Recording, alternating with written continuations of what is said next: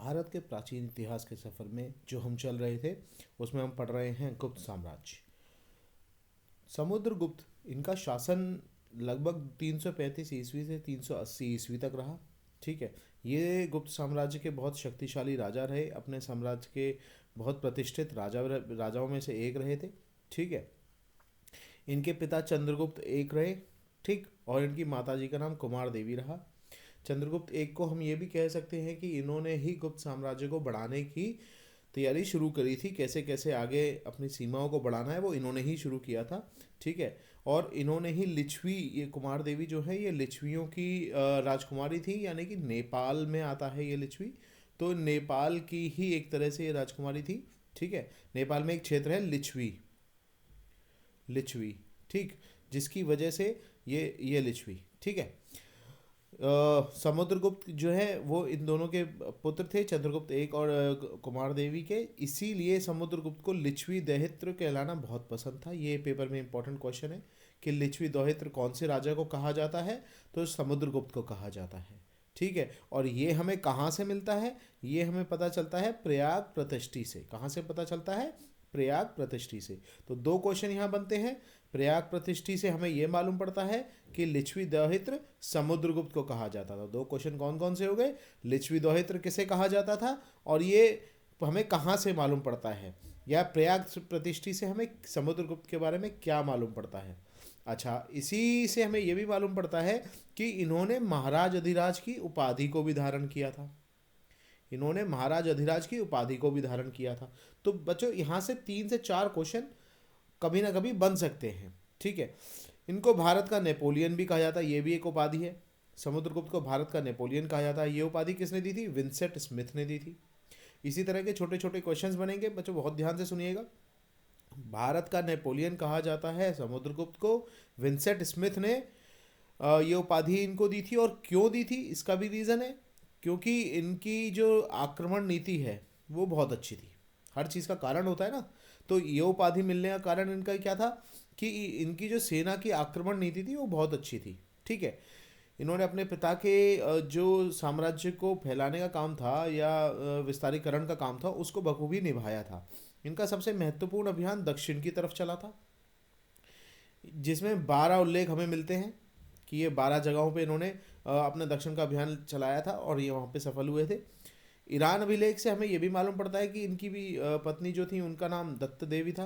ठीक, इनकी पत्नी जो थी उनका नाम दत्त देवी था। तो ईरान अभिलेख से क्या मालूम पड़ता है, ये भी एक इम्पॉर्टेंट क्वेश्चन है। ठीक है, और ये भी इम्पॉर्टेंट क्वेश्चन है कि समुद्रगुप्त का सबसे महत्वपूर्ण अभियान किस दिशा की तरफ था, तो दक्षिण दिशा की तरफ था, जिसे दक्षिणापथ कहते हैं। ठीक है, समुद्रगुप्त के बारे में अगर और जाने तो ये भगवान विष्णु के उपासक थे। ये भगवान विष्णु के उपासक थे। ये हमें कहाँ से पता चला? जो इन्होंने सिक्के जारी किए थे उसमें ये गरुड़ स्तंभ के साथ गरुड़ स्तंभ के साथ गरुड़ बैठे हैं। ठीक है, तो यहाँ से ये मालूम पड़ता है कि ये विष्णु के बहुत बड़े उपासक थे। और ये सिक्के इन्होंने किस लिए जारी किए थे? इन्होंने एक अश्वमेध यज्ञ कराया था। और अश्वमेध यज्ञ बच्चों कब कराया था हिंदू रीति रिवाज में? जब आप एक सम्राट के तौर पे राजा बन जाते हैं या आसपास के राज्य को जीत लेते हैं। तो इन्होंने जब आसपास के राज्यों को जीता था तो इन्होंने एक सिक्के जारी किए थे, और इस सिक्के क्या कहलाए थे? अश्वमेध सिक्के कहलाए थे।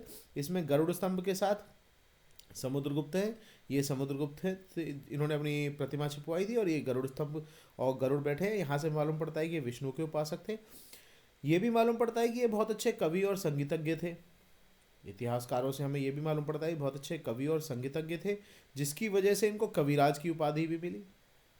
तो इनके पास 3-4 उपाधियाँ हो गई। पहली हो गई महाराज अधिराज की।